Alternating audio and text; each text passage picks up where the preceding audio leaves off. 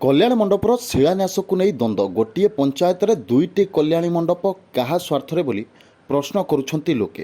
कटक जिला सदर निर्वाचन मंडली निश्चिंत कोइली ब्लॉक अंतर्गत तिलकणा पंचायत रे एका सांगरे निर्माण हेउछि दुईटी कल्याणी मंडप जहाकु नहीं एबे सबुठी चर्चा जोर धरिछि। कटक सदर विधायक प्रकाश सेठी गत 24 तारिख में एका सांगरे दुईटी कल्याणी मंडप पर शिलान्यास करथिले जहा ओडिशा इतिहास रे प्रथम घटना। तेबे शिलान्यास पर एबे राजनीति तिक्तता बढ़िबार लगिछि।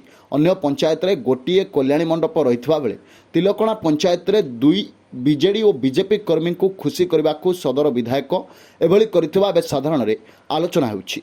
अन्यपटे এই घटना नहीं आगामी दिन में दुई गोष्ठी मध्य कली हेबार संभावना रहितबा मध्य सुनिबाकु मिले।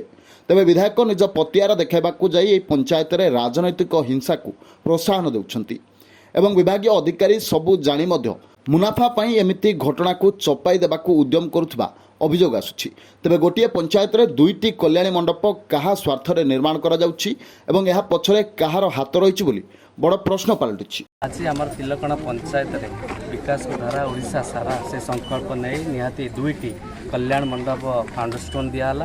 ये तिलकणा पंचायत बहुत शीघ्र 6 मास 7 मास भर कंप्लीट कराब। ता सहित महापुरुष अच्युतानंद जन्मपीठ जे तिलकणा पंचायत से पीठ को आहरी विकसित करवा समृद्ध करवा और डेवलपमेंट काम करने इलेक्ट्रिसिटी कनेक्शन से दिहब आउर गोटे पाठागार डिजिटलाइजेशन पाठागार करब जो मालिका अच्छे डिजिटलाइजेशन करवा से ऊपर काम अच्छे आ लोक मान जहाँ समस्या अच्छे ग्रीवांस मुझे निश्चय तिलकणा पंचायत प्रायोरिटी नहीं जहाँ अच्छी न हो आगामी दिन निश्चय दुईटा कल्याणी मंडप निश्चय लोक डिमांड जहाँ आम से करूँ। Report news 18+।